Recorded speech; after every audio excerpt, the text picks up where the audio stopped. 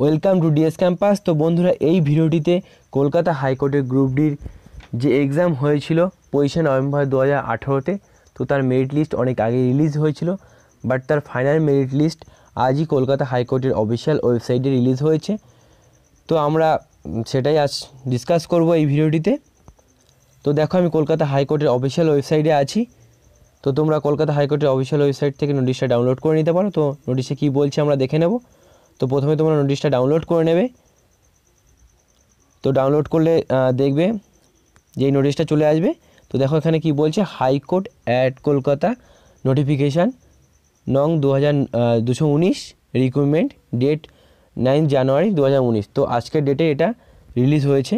তো কি বলছে, in all 19 merit list of different categories of candidates who have qualified for the interview of Viva, the OMR based examination conducted on November 25th 2018 for filling up of 221 vacancies in the post of Group D of this code in terms of this code notification nong dated 28th September 2018 are published here under.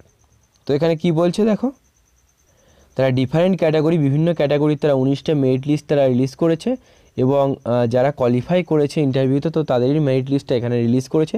তো তোমরা তোমাদের roll number দিয়ে তোমাদের merit লিস্টটা check করে নেবে এবং দেখবে কার কত সিরিয়াল নাম্বারে আছে, কারণ সিরিয়াল নাম্বারটা অনুযায়ী ডকুমেন্টস ভেরিফিকেশনের জন্য তারা ডেট দিয়েছে। তো সিরিয়াল নাম্বারটা অবশ্যই তোমরা নোট ডাউন করে নেবে। তো দেখো এখানে টোটাল যেহেতু 20টা লিস্ট দিয়েছে, তো এতগুলো লিস্ট বলা সম্ভব নয় ভিডিওটিতে। তো তোমরা এটা ডাউনলোড করে একটু লিস্টগুলো দেখে নেবে এবং তার সাথে তোমরা সিরিয়াল নাম্বারটাও মনে রাখবে যে কার সিরিয়াল নাম্বার কত। দেন তোমরা 18 পেজে চলে যাবে ডিরেক্ট। তো 18 পেজে কি বলছে দেখো। তো তারপর দেখো বন্ধুরা, ভেরিফিকেশন অ্যান্ড ডকুমেন্টেশনে কি বলছে, all the above mention candidate are requested to appear for verification and documentation process strictly as per the schedule mention below. If any candidate is found to have submitted or relied of any false or fabricated or incomplete documents in the time of documentation, the verification,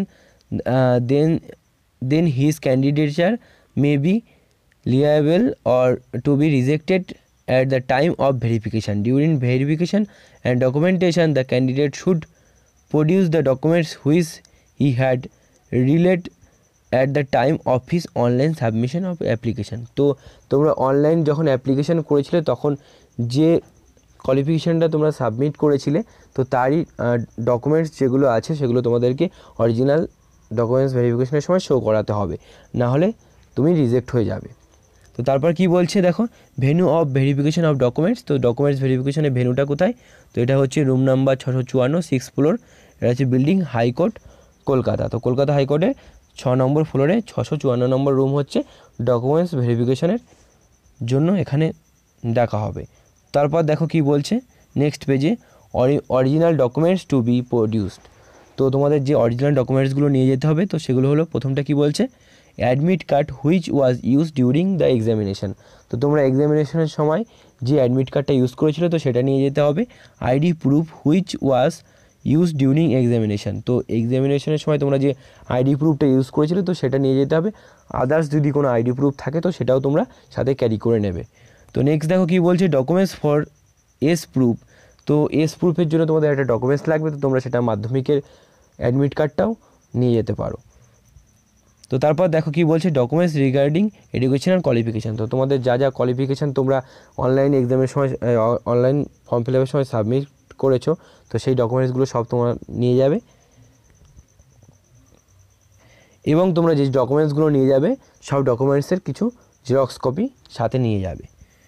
তো দেখো তারপরে যে note আছে, তো এটা তোমরা একটু important নোটটা দেখে নেবে। তো তারপর দেখো date and time schedule of the verification of documents. তো ডকুমেন্টস ভেরিফিকেশনের জন্য তোমাদের যে টাইম দিয়েছে শিডিউল, তো দেখে নাও এখানে কী বলেছে। তো প্রথমে কি সিরিয়াল নম্বর দিয়েছে, তো লিস্ট অফ নাম্বার। তো যে লিস্ট নাম্বার ছিল তোমাদের টোটাল 19টা না 20টা লিস্ট যে দিয়েছে, তো সেই লিস্ট নাম্বার অনুযায়ী তারা ডকুমেন্টস ভেরিফিকেশনের জন্য ডাকছে। তো তোমাদের যার রোল নাম্বারটা যে সিরিয়াল নাম্বারে আছে যেই লিস্টের, তো তোমরা সেই হিসাবে এটাকে চেক করে নেবে। তো তো দেখো এখানে প্রথম লিস্ট এবং দ্বিতীয় লিস্ট, তৃতীয় লিস্ট এবং সেই হিসাবে ডেট তারা এখানে পাশে দিয়ে দিয়েছে।